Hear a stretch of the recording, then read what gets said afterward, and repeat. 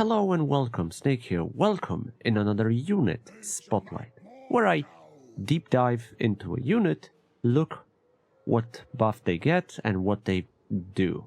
It's for people that doesn't know everything and definitely can, want to extend their knowledge about unit and understand a couple of things when it comes to units. So today I want to look into Leadbelchers. I love Leadbelchers a lot. They are really fun unit to use. They're like rattling guns. And I did compare them to rattling guns, but they don't do rat-ta-ta-ta-ta-ta-ta-ta. No, they do brr, brr, but they work the same. And I'm gonna use fresh save for that. I'm gonna just, so I don't have any buffs. They're stripped from all the levels and everything, so I can look into, bare bone unit. So, Leadbelchers. It is monstrous cannon infantry. It has 16 entities and it has less than 5k life. They are quite squishy in melee. Well, they're not squishy level of Vampire Coast, literally almost anything from infantry, outside of like 2-3 units maybe. So they are really squishy. They get hit really hard. Still have quite a lot of like weapon strength. They can still, fight back in worst case scenario. So monstrous cannon infantry, yes, they have a cannon in their hands, so they can hit. They're like basically artillery mixed with infantry, because they shoot artillery pieces, so they can destroy wall section, towers. They can do all that, and it's quite good. The bonus comes from technology, which I'll talk about a little bit later. So armor 50, leadership is okay, speed is around 40, decent enough. Wait, I think I have unbuffed here. Yeah, 42 speed, which for missile infantry is, I would say it's fine. I know ogres are a little bit faster, but it's still fine. Here's the weak part. Melee attack and melee defense is 26 for both. It is quite low. Unfortunate, but, they cannot be great at literally everything. Weapon strength is massive, because after all, they are massive boys. Charge bonus often doesn't matter unless you run out of ammo and you want to have a, some charging with the Ogre charge, where Ogre charge is ability for most of Ogre units that when you attacking braced unit, when they brace, you don't lose, you use only half of a charge bonus rather than everything. So it's okay, I would say.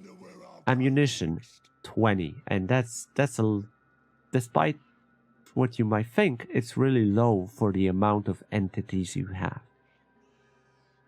The best thing here is the range, because it's 200. So your cannonballs, you're pretty much a cannon with range of 200. Cannon that is quite mobile, because 42, it's decent. And the missile strength is good at literally anything, okay?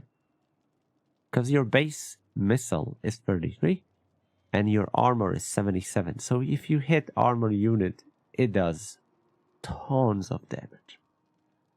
And of course, cannonballs tends to, knock down 2-3 entities deeper, even up to 5, I would say. Yeah, when the cannonballs hits like a infantry that stands still, it pierced through a couple of entities.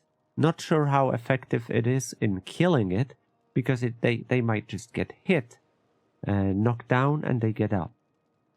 So it's not as bad as you might think.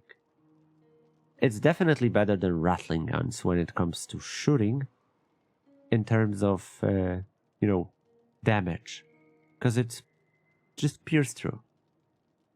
The cannonballs are of course slower than rattling guns, so fast-moving targets might avoid a couple of missiles until you research technology. So luckily for ogres, they can hide in a forest, and they of course are siege attacker. However, they cannot hit walls as a melee unit. A lot of ogres have the... A lot is not a right word. Huh, where are the wall breakers abilities?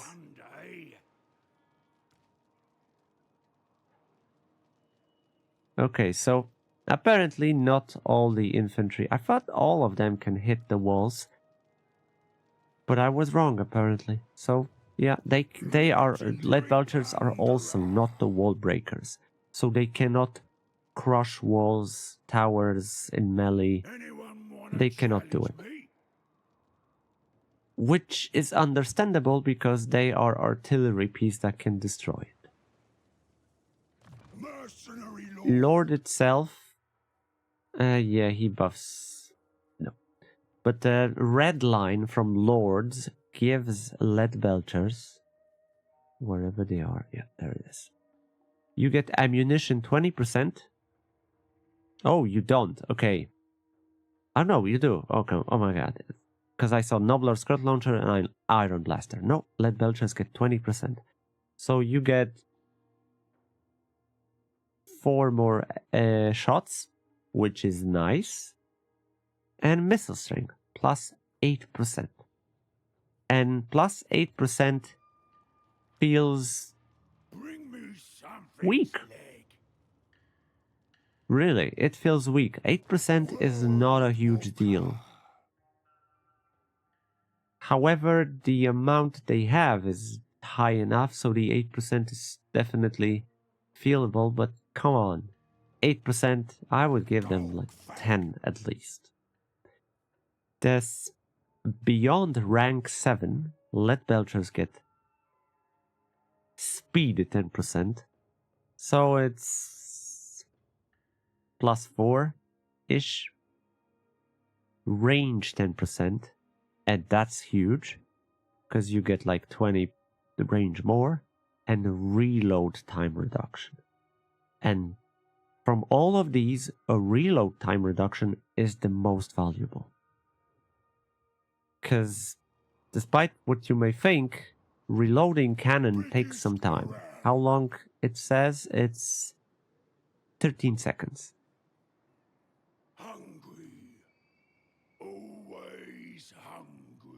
Nobler Scrap Launchers reload 17 seconds. Okay, so it's okay. But let's look into other units that can shoot. Like the Hero Hunter, 8-second reload. Where is the Stormhorn? 20 seconds. No, wait. Where is the... Oh, wait. Stormhorn with Harpoon Launcher. Yeah. 12 seconds. So, Harpoon Launcher reloads faster. When you compare that to basic infantry, yeah, it takes some time to reload. So reload reduction is super, super good to improve it.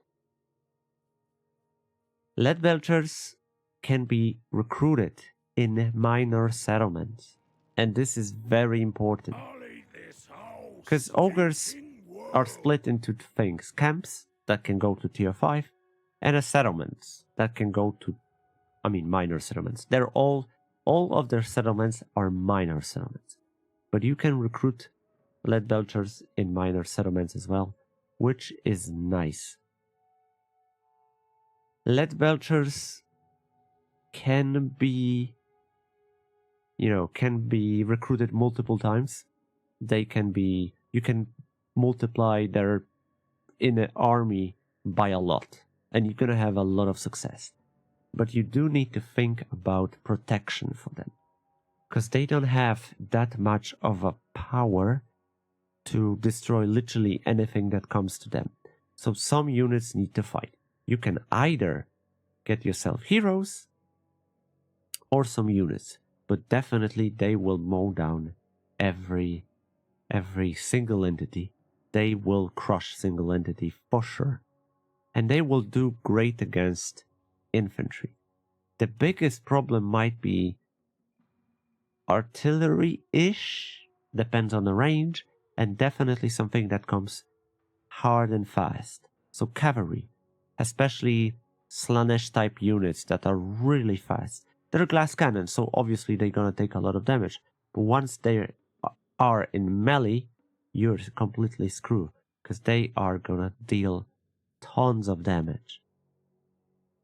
So I know I said before the ideal composition for them, but I think like having half of the army with Leadbelchers will definitely give you some nice result. It's like safe bet. 10 to 12, like 4 or 5 melee infantry, lord, and like 2 heroes. This would work. You don't need artillery piece with them, because they are artillery piece and they are missile unit, so they will do tons of damage. Recruitment, I think it was 2 turns. 2 hours later. So recruitment is 2 turns in local area. Global is 4. You can reduce it, of course, by the amount of buildings you have. I had to check it because I wasn't sure about the recruitment. Greece's Goldtooth and local province reduced duration in his special line of recruitment. So this is something you need to be aware. If you play Greece's campaign or you confederate him, this will trigger and you can recruit Leadbelchers in 1 turn. So this is an insight I want to put in because I wasn't sure, and like I said, there is so many things to remember, often you can forget. So Greece's is go-to when it comes to recruitment of the Leadbelchers. I told you about the army composition with like 10, 12, but it's a safe way. There was someone who recorded a video with 19 and it worked. But they will struggle. I would say get like 15 and the rest heroes, because heroes can hold. It would work nicely, so definitely something you might experiment with. And you're gonna have a ton of fun because Leadbelchers are disgustingly powerful and you're gonna love it. When it comes to technology, the bare bone technology for units in Warhammer 3 is, especially after the updates, literally there are like 2-3 technologies and that's it. So it's kind of disappointing. I would love to have more. So the first one is the improvised munitions. Ammunition 10%. So from red line you get like 20%, so you have 24, then another 10%, but I think it's from not the one that it's just still giving you just the base number 10%. So it's not from 24, it's from 20. So it's +2. Range 5%. I would rather get myself a reload once again over the range. Because reload would do a lot. Reload would knock the F out of... because they would just shoot more and more. I know levels will give you some, and accuracy, but it's not as good as you might think. And there is the next one, and it's Lead Smashers. And this one is massive, okay? Weapon strength for plus 5% for Leadbelchers units. Missile strength plus 5%. Enable disoriented contact effect. And when it hits, they reduce speed, melee defense, and melee attack. Melee attack and melee defense is by couple of points. Not a big deal. Speed reduction, 30%. So it's like suppressed from rattling guns, which I compared them earlier. When you hit something, someone is reduced speed. So there is less likely a chance that they will run away.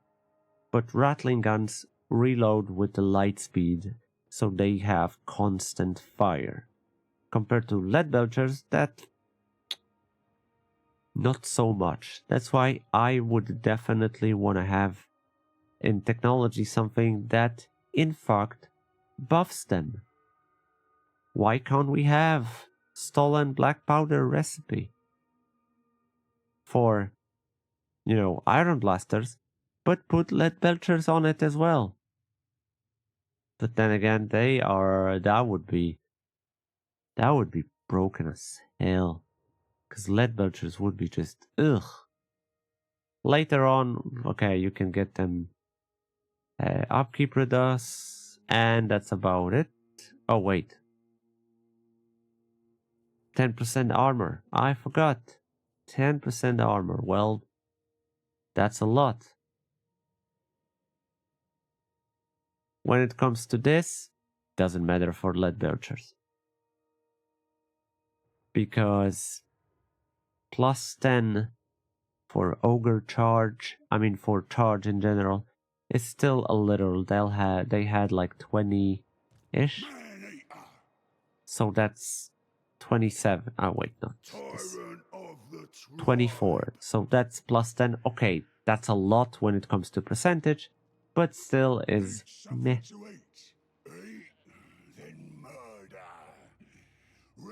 And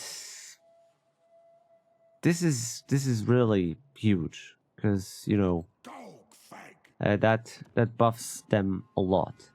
Nothing from Offer to Great Maw, like melee attack. That's it. So there is nothing here. It buffs some spells and everything. Definitely you want to look for a banner that will give them magic attack. And Leadbelchers with magic attack, they destroy everything. They destroy everything anyway, but with magic attacks, it's good versus demons, which you will eventually face whatever ogre you fight. And the biggest problem here, I don't know if I could say problem, because when you compare man-eaters and Leadbelchers,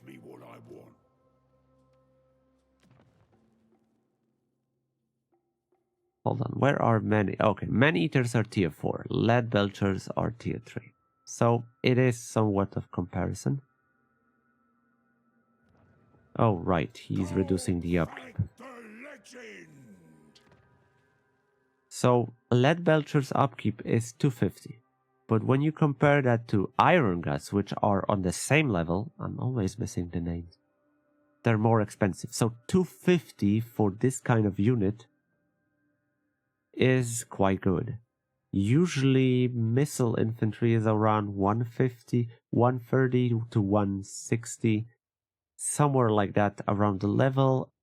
Around tier 3 they go for less than 200 ish. Depends. Oh my god, it's so wide, I cannot really say it, but upkeep is something that ogres can most likely take it. Like normal man-eaters on tier 3 are 300. So despite all, this is in fact the cheapest of tier 3 units. Okay, I'll take it. So money should not be a problem. And when you recruit them, oh, you're gonna be like, a lot of money. No, don't look at the money when you play ogres. what you have to look is the two-turn cooldown. And I always use in that of case when I have to recruit something longer than a turn, I have a like recruit lord that primarily recruits units for my main army, other armies, unless I start new army. When I start new army, obviously you can recruit. Back in the fresh start of Ogres, when they were released, you could recruit units in a camp and then transfer them to an army. This is no longer a present. You can no longer do it, so you have to have a lord that is nearby camp or in settlement in order to recruit them. That's why I always have a lord. If I would say I want to go with Goldfang, Man-Eater, right? And I'm going to do some stuff. He can teleport or whatever. But let's say I will do some stuff. But I want to have Leadbelchers. Why? Because they are great unit. Then I recruit new lord, which I will send to Goldfang to transfer units. Because 2 turns takes too long. This will drastically slow down your campaign progress if you send still and recruit units. And it's not, a lot. Because camps at the start can have only like 1 slot, 2 slots, 3 slots. So it takes time to upgrade it. So you would need to spend a lot of time. That's why you need settlements. And settlements plus camp, suddenly you can start recruiting. In camps, when it comes to defending camps, I love to have Leadbelchers often. I go for barracks quite often, so I can have hero capacity increase, but also just Leadbelchers in a camp. They will do, because you need to remember that camp is a minor settlement battle, so you want to have a couple of these. They can shoot very nicely, but often the terrain is messed up. Because Ogre camp is somewhere, let's call it in a circle, right? It's a messed up circle. So you don't always have a straight line where you can shoot. There is, in fact, a lot of obstruction. So Leadbelchers is decent to have in your defense. I would say don't recruit too many, because that can screw you over. Because they won't have plenty of space to shoot. Like, you can shoot nicely units before they enter the settlement. And then later you really need to put effort in order to give them clear line of sight. So that's a problem. I would say get like 4 or 5 up to 6. So you cover 3 entrances. And you can shoot a lot of units. But build up a cover for them, with the melee infantry, monsters, stuff like that. So you can build an army with plenty of Leadbelchers, and again, they will be very vulnerable. Remember, they are really shit at melee. They can do some, fighting and defending themselves-ish, but it will hurt you. Another thing, if one of your Leadbelchers, never put them in a line. That's another thing. People often put units in a line. Don't put them in a straight line like Necrophax Colossus people tend to do. No.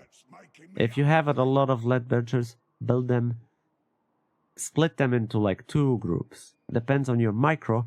2 groups is fine, 3 groups is amazing. And have them somewhere else. But close to a range of a next group. So when some units coming too close, you can use the second group that is nearby that will shoot unit that comes into Leadbelcher's melee territory. Because if you don't cover them, they, despite trying, they won't win in melee. And that's a big deal.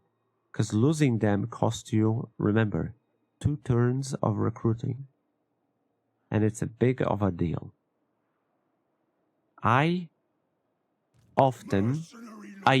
Now I'm using less, but I used Ultimate Warband Upgrade mod. And this mod helps me recruit tier 2 unit like Iron Fists, Ogre Bulls into Leadbelchers. That change everything. Because that speeds up thing. I recruit these at the start quite a lot, and I level them up. Bum, I can have Leadbelchers. That dynamic improves, flow of a campaign. But it's broken as hell because you suddenly have an access to instant Leadbelchers that can demolish your enemies too early on.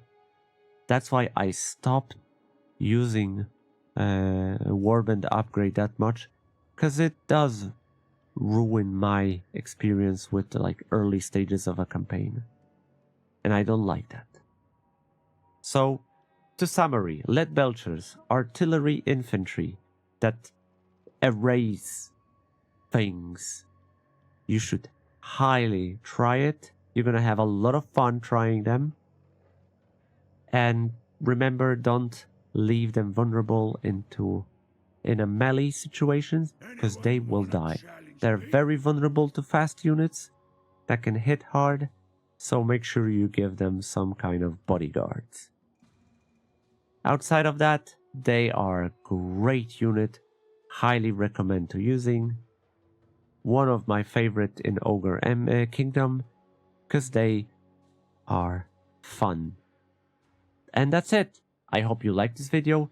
Subscribe if you like what I do. If I do something wrong, if I talk too much or something, please tell me.